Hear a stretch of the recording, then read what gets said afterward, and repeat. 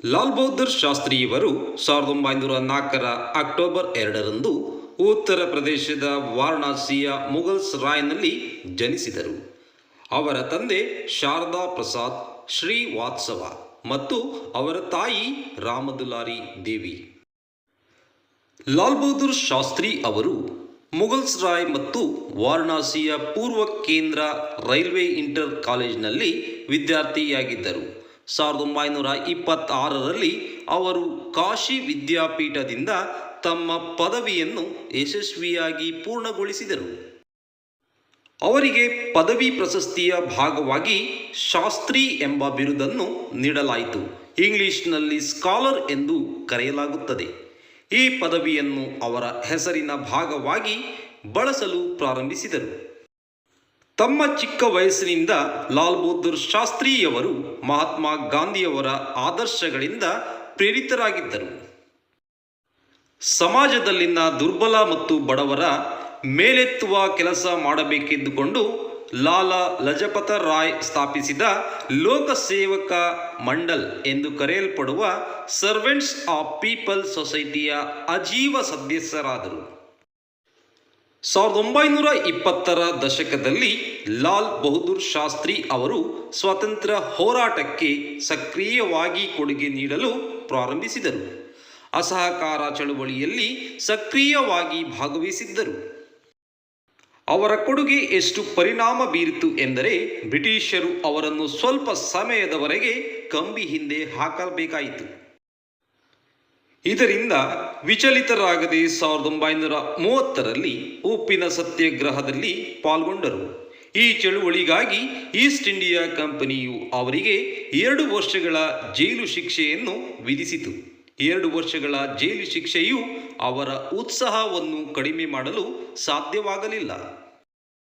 1937ರಲ್ಲಿ ಅವರು ಯುಪಿ ಸಂಸದೀಯ ಮಂಡಳಿಗೆ ಸಂಘಟನಾ ಕಾರ್ಯದರ್ಶಿಯಾಗಿ ಸೇರಿದರು.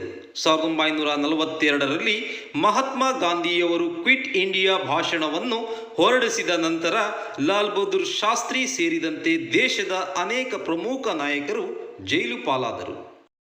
ಅವರು 1946ರಲ್ಲಿ 4 ವರ್ಷಗಳ ನಂತರ ಬಿಡುಗಡೆಯಾದರು. ಜೈಲಿನಲ್ಲಿದ್ದಾಗಲೂ ಅವರು ಪುಸ್ತಕಗಳನ್ನು ಓದುವುದನ್ನು ನಿಲ್ಲಿಸಲಿಲ್ಲ ಮತ್ತು ಅವರು ಪಾಶ್ಚಿಮಾತ್ಯ ತತ್ವಜ್ಞಾನಿಗಳು, ಕ್ರಾಂತಿಕಾರಿಗಳು ಮತ್ತು ಸಾಮಾಜಿಕ ಸುಧಾರಣೆಗಳ ಕೃತಿಗಳಲ್ಲಿ ಬಹಳ ಮಗ್ನರಾದರು. 1947ರಲ್ಲಿ ಅವರು ಪೊಲೀಸ್ ಮತ್ತು ಸಾರಿಗೆ ಸಚಿವರಾದರು. ಕ್ಷೇತ್ರಕ್ಕೆ ಅವರ ಅದ್ಭುತ ಕೊಡುಗೆಯಿಂದಾಗಿ ಅವರು 1957ರಲ್ಲಿ ಈ ಹುದ್ದೆಗೆ ಮರು ನೇಮಕರಾದರು.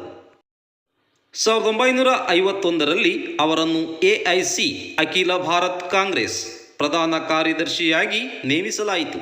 1952ರಲ್ಲಿ ಅವರು ಯುಪಿಯ ರಾಜ್ಯಸಭಾ ಪ್ರತಿನಿಧಿಯಾಗಿ ಆಯ್ಕೆಯಾದರು. 1955ರಲ್ಲಿ ಅವರು ರೈಲ್ವೆ ಸಚಿವರಾಗಿ ನೇಮಕಗೊಂಡರು. ಅವರ ಅಧಿಕಾರ ಅವಧಿಯಲ್ಲಿ ಅವರು ಭಾರತೀಯ ರೈಲ್ವೆ ವ್ಯವಸ್ಥೆಯಲ್ಲಿ ಕ್ರಾಂತಿಕಾರಿ ಬದಲಾವಣೆಗಳನ್ನು ಮಾಡಿದರು. 1961ರಲ್ಲಿ ಅವರು ಗೃಹ ಸಚಿವರಾಗಿ ನೇಮಕಗೊಂಡರು. ಭಾರತದ 6ನೇ ಗೃಹ ಸಚಿವರಾಗಿ ಲಾಲ್ ಬಹದ್ದೂರ್ ಶಾಸ್ತ್ರಿ ಅವರು 1961ರಿಂದ 1963ರವರೆಗೆ ದೇಶಕ್ಕೆ ಸೇವೆ ಸಲ್ಲಿಸಿದರು. ಅಲ್ಲಿ ಅವರು ಭ್ರಷ್ಟಾಚಾರವನ್ನು ನಿಲ್ಲಿಸಲು ಗಮನಾರ್ಹ ಬದಲಾವಣೆಗಳನ್ನು ಮಾಡಿದರು.